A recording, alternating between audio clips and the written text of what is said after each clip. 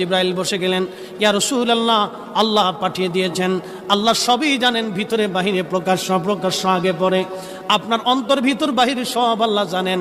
তারপরেও আল্লাহ আমাকে পাঠিয়েছেন আপনার কুশল জানার জন্যে। হুজুর গো, আপনি কেমন আছেন দয়া করে বলবেন জি। আল্লাহ নবী ডাক দিলেন, জিব্রাইল হে, আমি অসুস্থ আছি, আমার কাছে ভালো লাগে না। আল্লাহর জিব্রাইল চলে গেলেন। পরের দিন আবার এসে সালাম দিলেন, জিজ্ঞেস করলেন, ইয়া রাসূলুল্লাহ, আপনি কেমন আছেন?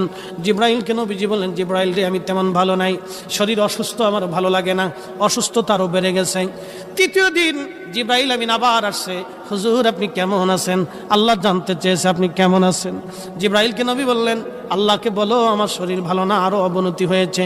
চতুর্থ দিন জিব্রাইল একা আসলেন না, মালাকুল মউত আজরাইল আলাইহিস সালামকে নিয়ে আসলেন। আসার পরে দুইজনে সালাম দিয়ে ভিতরে ঢুকলেন। আল্লাহর নবী বললেন, ভাই জিব্রাইল। উনি কে? বলে আজরাইল। আজরাইল সালাম দিলেন, ইয়া